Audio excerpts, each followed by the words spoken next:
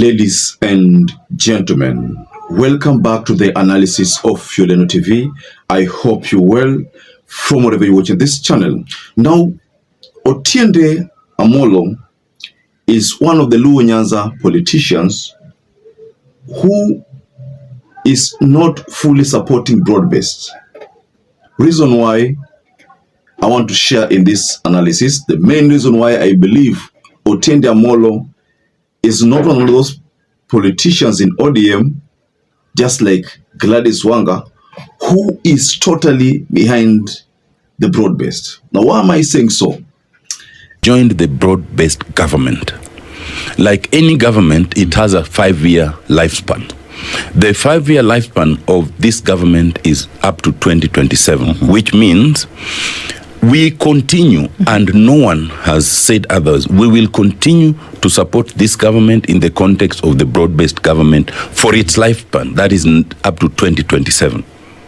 Now, up to his death, Raila had not pronounced himself on what happens in 2027 moving forward. Now, in that interview, Otiende Amo reminded the president two things. The first is that he is not a spokesperson for ODM.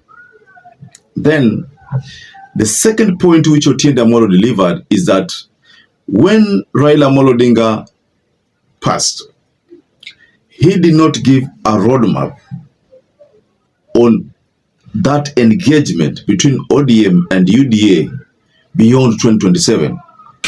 we continue, and no one has said others, we will continue to support this government in the context of the broad-based government for its lifespan, that is up to 2027. Now, up to his death, Raila had not pronounced himself on what happens in 2027 moving forward. Now, that's where the speculation begins. There are those, of course, who are already in the executive, yes, who naturally must urge the party to continue its support beyond 2027. And you cannot fault them because they're already in the executive, as they have robustly expressed, Honorable Wandai, Honorable Mbadi, and the others.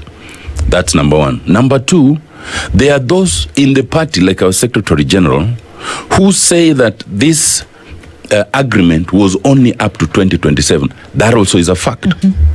And that beyond 2027, we must determine what to do. And that chances are that the ODM might have a candidate. That is something that had been said even when Raila was alive. And in fact, that is something that even Raila himself said. So whether he would be the candidate or not is a matter of speculation. Some are even saying that the candidate, the ODM candidate, might actually be President Ruto. I mean, so now, what does those statements mean, ladies and gentlemen? So in this analysis, I'd like us to look at the consequence or the implications of those two statements going forward. Because those two statements are the ones that are going to define the relationship between ODM and UDA going forward. If you look at those statements, and if you're very keen on them, you find that Otiende is more or less supporting Sifuna's comments. Because according to Otiende Amo, he believes that ODM embraces divergent opinions. The side of Sifuna doesn't want to continue with the support on William Ruto because the 10 points agenda have not been respected. There's a faction in ODM again that does not side with Sifuna but supports William Ruto, even going beyond post 2027.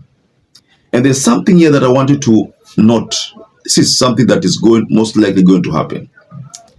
When Raila was still alive, he made sure that Nyanza was one. You see, the only parts or regions which ended up not supporting him were certain parts in Kisii. Because you remember last time when Raila was in Kisii, some people there heckled him.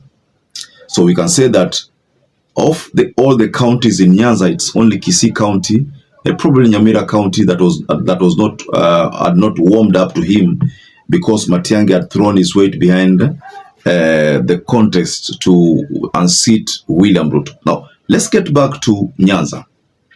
We have the South Nyanza. Of course, Raila comes from the other side, Central Nyanza, but we have South Nyanza. Now, South Nyanza is believed to be a region that is only behind the broad-based. But the other side of Nyanza, where Orengo comes from, you know, and they have not been supporting this broad-based 100%. Orengo has been 50-50. That's why you find that even during the burial ceremony of Raila, Orengo delivered a statement which was confusing. So many people are confused over that statement.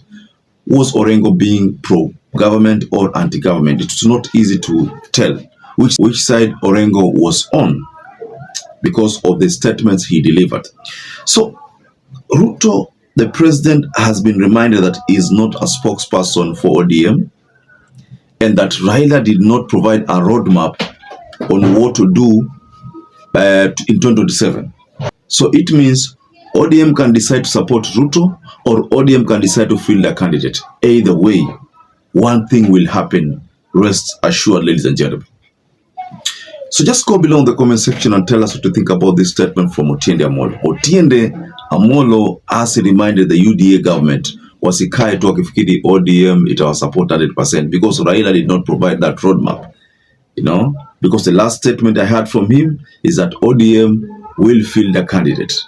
So it was not clear who this candidate is. We've had rumors about Ruto joining ODM.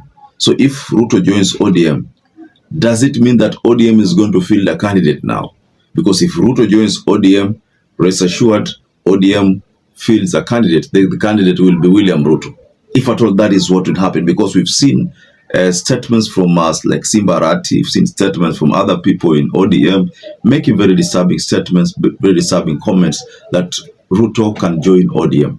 Lakini mimi nataka niwahakikishie wana ODM,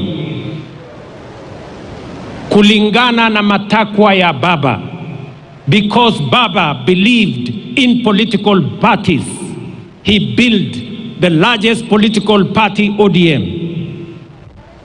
I want to tell you, we will respect ODM.